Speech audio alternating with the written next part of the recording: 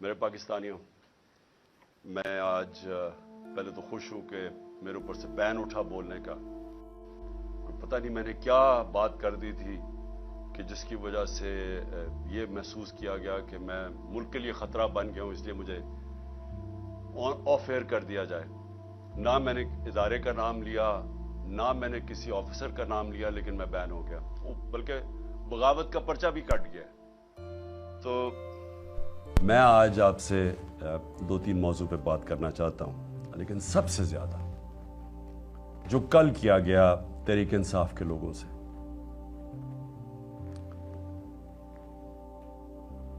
Supreme court president کو اختیار دیتا ہے کہ آپ الیکشن کی ڈیٹ اناؤنس کریں. پریزیڈنٹ 30 اپریل کی ڈیٹ اناؤنس کر دیتے ہیں. ہم اپنی ریلی کی جو الیکشن کی ریلی لانچ ہے اس کی ہم کل فیصلہ کرتے ہیں، پرسوں اناؤنس کر دیتے ہیں کہ ہم اپنی ریلی کرنے لگے ہیں الیکشن کے لیے، جس کی ڈیٹ اناؤنس ہو گئی ہے. پولیس کے ساتھ بیٹھتے ہیں ایک شام پہلے. پولیس باقاعدہ ساری جو روٹ ہے ریلی کی وہ اپروو کرتی ہے. پولیس کے ساتھ بیٹھ کے طے ہوتا ہے کہ یہ ہماری روٹ ہوگی ریلی کی. اگلے دن ہمارے کارکن آ رہے ہوتے ہیں، ہماری ریلیز آ رہی ہوتی ہیں، جدھر مل کے میں نے یہ زمان پاک سے نکلنا تھا. ایک دم پتہ چلتا ہے صبح بین 144 لگ جاتا ہے، یعنی ریلیز کی اجازت واپس لے لی جاتی ہے.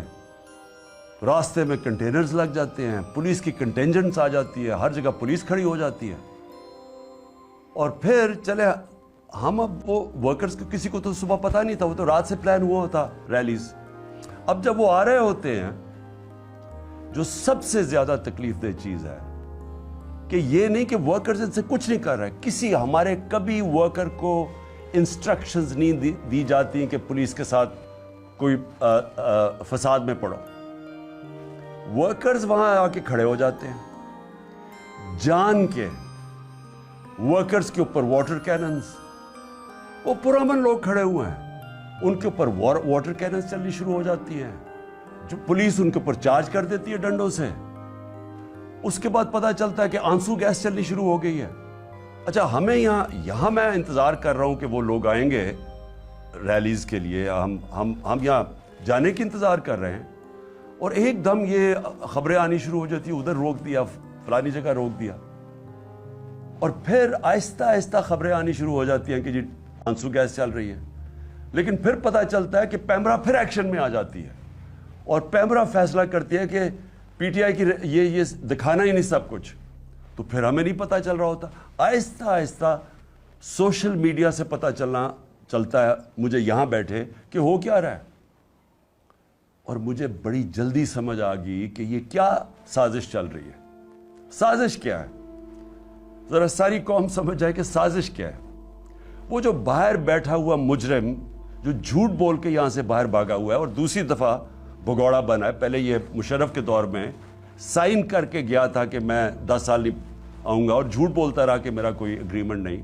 وہ پھر سے صحت کے علاج کے بہانے پھر باہر بھاگ جاتا ہے. وہاں سے بیٹھ کے وہ کہتا ہے کہ لیول پلینگ فیلڈ یہ ہے کہ عمران خان کو راستے سے ہٹایا جائے. عمران خان الیکشن کیمپین نہیں کر سکتا، اور لیول پلینگ فیلڈ یہ ہے میں نے چوری نہیں کی اس ملک کی، میری کوئی یہاں سے چوری کر کے پراپرٹیز باہر نہیں، میں تو باہر حلال کی کمائی کا پیسہ پراپرٹی بیچ کے سب کچھ پاکستان لے کے آیا ہوں، بینکنگ چینلز کے تھرو. پوری اس کی منی ٹریل دی ہوئی ہے سپریم کورٹ کو، ایک ایک پائے کا حساب دیا ہے کہ میرا پیسہ کدھر سے آیا ہے، میں نے پراپرٹی کدھر خریدی. بنی گالا میں سارا ریکارڈ اویلیبل تھا جو سپریم کورٹ کے سامنے پیش کیا. یہ جو وہاں بیٹھ کے نواز شریف لنڈن سے لیول پلینگ فیلڈ کی بات کر رہا ہے، یہاں سے اربوں روپیہ چوری کر کے لنڈن کے سب سے مہنگے علاقے میں پراپرٹیز لیتا ہے. اس کا بیٹا اربوں روپے کی پراپرٹی میں ایک جگہ پہ رہ رہا ہے، ان کا رہن سہن، ان کی گاڑیاں، سارا یہاں کا پیسہ ہے، اور ایک رسید نہیں بتا سکتا. وہ یہ کہہ رہا ہے کہ میرا اور اس کا ایک ہی بات ہے کہ عمران خان کو بھی جیل میں ڈالو. اور لگتا یہ ہے کہ اگریمنٹ جو اس نے کی ہوئی ہے وہ اگریمنٹ کے اوپر عمل ہو رہا ہے کہ عمران خان کو اپنے کیمپین نہیں کرنی چاہیے, اس کو جیل میں ڈالنا ہے. اور میں یہ سمجھتا ہوں کہ جو میرے اوپر قاتلانہ حملہ ہوا تھا, اس کو پتا تھا. جو وہ تسنیم حیدر جو لنڈن میں بیٹھ کے اس نے برطانیہ کی پولیس میں رپورٹ دی ہے کہ اس نے کہا تھا کہ عمران خان کا اور ارشد شریف کا قتل ہونا چاہیے. اور وہ وکیل جس نے ریپریزنٹ کیا تھا وہ کنفرم کرتا ہے کہ اس کے سامنے اس نے قتل کی بات کی تھی.